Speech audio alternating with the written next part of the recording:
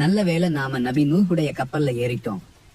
இல்லனா நாமளும் இந்த வெள்ளப்பெருக்குல சிக்கி அழிஞ்சு போயிருப்போம். கப்பல்ல இருக்கிற மத்த காட்டு விலங்குகளும் உயிரினங்களும் பாதுகாப்பா இருக்கு. அல்லாஹ் நாடியதை செஞ்சு காமிச்சிட்டான்.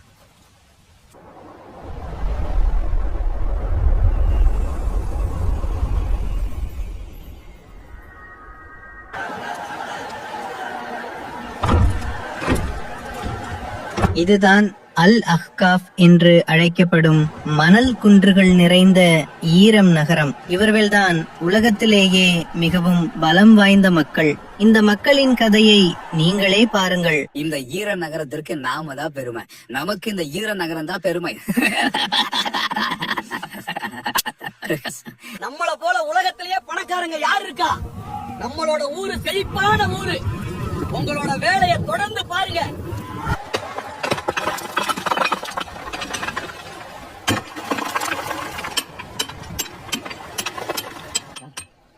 நாளைக்கு நம்ம ஊர்ல திருவிழா இருக்கு. நம்ம சிலைகளுக்கு பூஜை இருக்கு. வீட்டுக்கு போகும்போது எல்லா பொருட்களையும் வாங்கிட்டு போனோம். ஆமா, நானும் தான். சீக்கிரம் வீட்டுக்கு போகணும். நாளைக்கு நம்முடைய கடவுள்களை வணங்குறத சிறப்பா செய்யணும். ஆட்டம் பாட்டம் கொண்டாட்டம் தான்.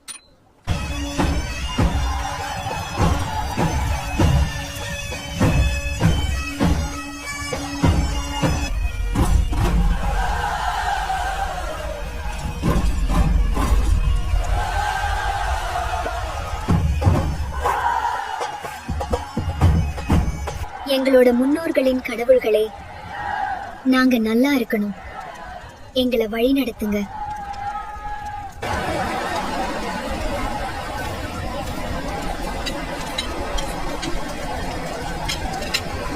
நம்மளோட முன்னோர்களான கடவுள்கள் நம்மளை எப்பயும் கைவிட மாட்டாங்க. நம்மளும் நம்மளோட கடவுள்களை கைவிடக்கூடாது. சரி,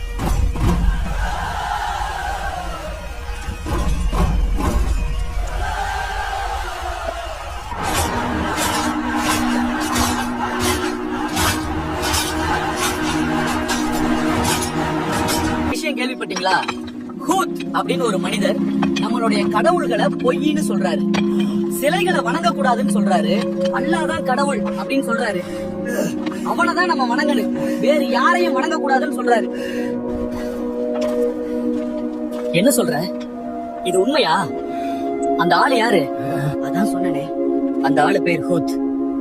அவர் தன்னை இறை தூதர்னு சொல்றாரு. நம்மளை அச்சமூட்டி எச்சரிக்கை செய்ய வந்திருக்கிறாரா? ஹூத் சொல்லும் கதையை கேட்டீங்களா? நாம பல வருஷமாக வணங்கி கொண்டிருக்கும் நம்மளோட முன்னோர்களின் சிலைகளை வணங்க கூடாதுன்னு சொல்றாரு. யாரோ அல்லாவா? அவன் ஒருவன் தான் நம்முடைய இறைவன் இந்த ஆளு சொல்றாரு.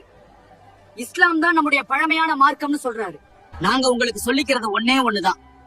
இதெல்லாம் எங்களுடைய வணக்க வழிபாட்டு முறை. நாங்க எங்களோட வழிபாட தொடர்ந்து செய்வோம். ஓ ஹூதே, நீங்க அறிவில்லாதவன். நீங்க பொய் சொல்றீங்க. இது எங்களோட முன்னோர்கள் வணங்கிய தெய்வங்கள். ஒருபோதும் நாங்க எங்களுடைய தெய்வங்களை விட மாட்டோம். ஆமாம், விட மாட்டோம். அவங்க எங்களோட முன்னோர்களின் தெய்வங்கள். இவரும் நம்மள மாதிரி சாதாரண மனிதர் தான். நம்மள மாதிரிதான் அவரும் உணவு சாப்பிடுறாரு, தண்ணீர் குடிக்கிறாரு. அவர் ஒரு சாதாரண மனிதர் தான். அந்த ஹூது நம்ம கிட்ட எந்த ஆதாரத்தையும் கொண்டு வந்து காட்டல. அவர் ஒரு பொய்யர். அவரை நம்ம நம்ப கூடாது.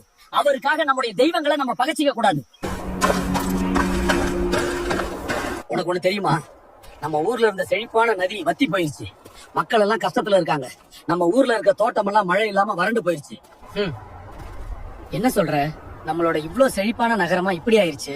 ஆமா, நம்ம கடவுளுக்கு என்ன ஆச்சுன்னு தெரியல. மழை இல்லாம போச்சு. எல்லாம் அந்த பொய்யர் ஹூதுனாலதான். அவர் நம்ம தெய்வங்களை தப்பா பேசினதுனால கூட நம்மளோட தெய்வங்கள் கோபமா இருக்குது போல. ஆமா, நம்மள அந்த ஹூது அல்லாஹ் இடத்துல பாவ மன்னிப்பு கேட்க சொல்றாரு. அப்பதான் மழை வரும்னு சொல்றாரு. நம்ம இத நம்ப கூடாது. இதுக்கு ஒரு முடிவு கட்டியே ஆகணும். ஊர் மக்களை கூட்டி உண்மை பேசியே ஆகணும்.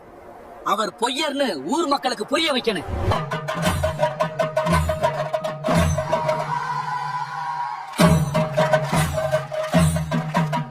ஊர் மக்களுக்கு ஒரு முக்கிய அறிவிப்பு என்னன்னா, நம்ம ஊரு எவ்வளவுக்கு எவ்வளவு செழிப்பா இருந்துச்சோ அவ்வளவுக்கு அவ்வளவு வறுமையா ஆயிருச்சு. நம்மளுக்கு இது கஷ்ட காலமா இருந்தாலும் நம்ம ஹூதுடைய பேச்சை நம்ப கூடாது. அவரு தன்னுடைய பேச்சுல உண்மையா இருந்தா அவரு சொல்லக்கூடிய அந்த வேதனையை இங்க கொண்டு வரட்டும். ஆமா, கொண்டு வரட்டும்.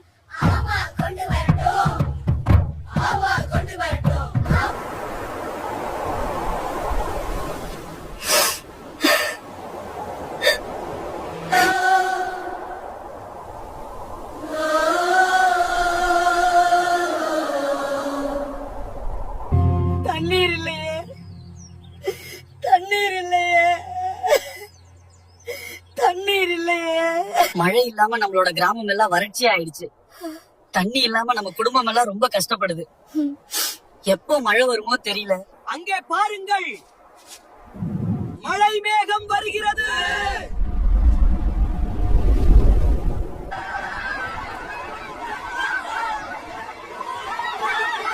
மழை மேகம் வந்துருச்சு. என்ன சொல்றீங்க?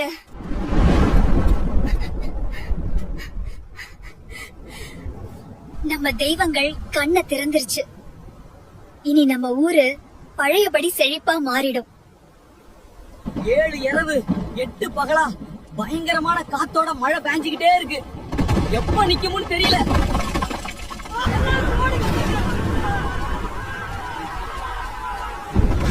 நம்மளோட அழிவு காலம் ஆரம்பிச்சிருச்சு.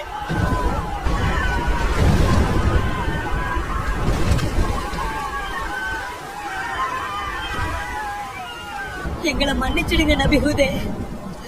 அல்லாஹ்வை மறந்து வாழ்ந்துட்டோம், பெரிய பாவம் செஞ்சிட்டோம்.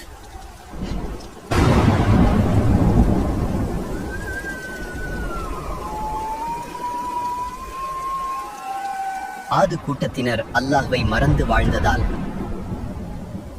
அல்லாஹ்வுடைய தண்டனை அவர்களை சூழ்ந்து கொண்டது.